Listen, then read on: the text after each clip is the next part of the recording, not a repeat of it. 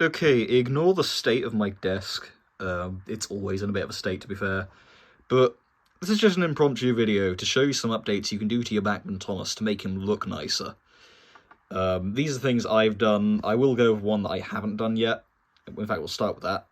It's the whole reason he's actually here. This belongs to my friend Northern Transport Hub, Joe, and the lining was coming off because the Bachmann quality is a piece of shit.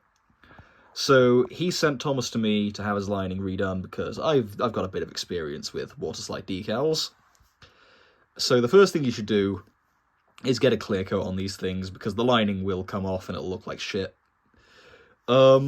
Next, you can see this one. Everyone fucking does it. We all paint that bit black because otherwise it looks awful. So those are like two fairly common modifications. The third one, when he came to me, his buffers were coming off. It's been a problem for ages because they're all flimsy pieces of shit. So what I've done is I've swapped them out for triang buffers. They're solid pieces of brass. So like they've lasted 70 years. They'll last another 70. These ones, I forget what they're off of, but you can easily find them on Princesses, Ginties, Mark 1s. They're fairly common. So all you do is you take off the old buffers, and then you take a file to the mounting and just ream it out a little bit so that the larger peg of the triang buffer will fit in better. And then you can glue them in place, and then you paint them up. You can also paint up the running board as well, because the original red paint that you get on the running board it's too pale. So I've done this up in Citadel Mephistion Red. I think that's how you say it. And, ooh, that looks so much nicer. Because it doesn't look like a fucking toy. And obviously you paint up the buffer housings in the same colour as well. Otherwise, like, you just leave them solid black and they don't look nice. The next upgrade is a nicer looking vacuum hose. This one and the one off the rear, they're both out of a Airfix City of Truro kit. But you can use anything as long as it looks nicer than the stock Bachmann one. You can use like the ones you get in Hornby trains to fit onto the model. In fact, where actually is the original one? I can't remember where I put it. It doesn't matter. Oh wait, there it is. Yeah, I've given him nicer vacuum hoses. At some point, he's going to go to one of Joe's friends to get some nicer chain link couplers, because the stock Bachmann ones are chunky pieces of shit. So I'll have to take those off and possibly even fill it in, so that when he does go there, the person fitting them can do all the necessary drilling and stuff to fit the new couplers in, and it'll look nicer.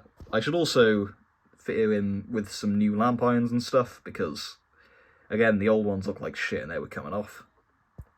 And the last modification I've done, I've only done the front coupler so far, but I need to do the rear one as well. Basically, me and some friends were talking about couplers when it came out that Acura Scale have been experimenting with basically making tension lock couplers out of transparent plastic. So they're not so intrusive and the model looks nicer. And that reminded me of Goalpost couplers. Because back in like the 50s and 60s, when railway modelling was still in its prime and we were trying to figure out stuff, your only options for double O couplers were the triang tension locks, which are bulky pieces of shit. You know, these things. Of course, I still love these things. Like, they work fine. If it ain't broke, don't fix it. You had your double O simplexes, which, for my American audiences, it's more or less the British equivalent of a horn hook coupler. I'm probably going to get shot for saying that.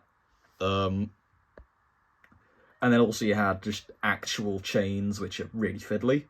So the Goalpost, it was simple to use, much like the tension lock, but it's not bulky.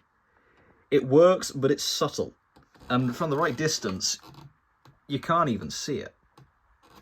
So the way I made it is, a few months ago, I bought myself, this is from Amazon, it was a $5. It's just 10 30cm long, 1mm diameter steel bars.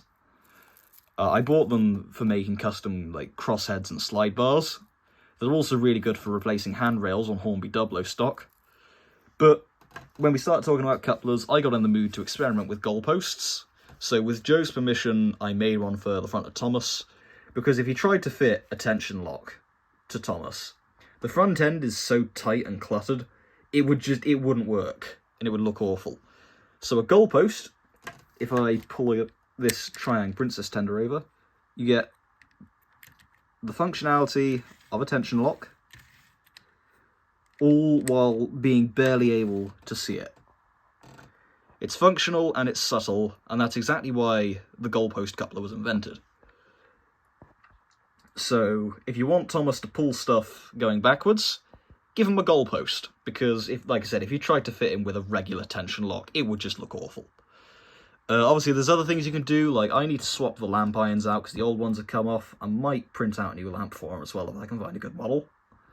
Obviously, there's the whole removing the eye mechanism, giving him a better face, but unfortunately, one of his screws has been stripped out. I forgot which one.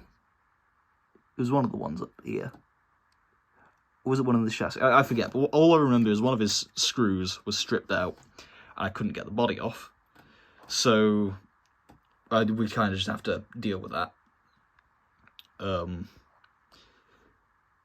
Yeah, there's probably other detail upgrades you can do as well. Obviously, there's loads of mechanical upgrades you could do as well, but I'm not dabbling into that because I don't work with new stuff.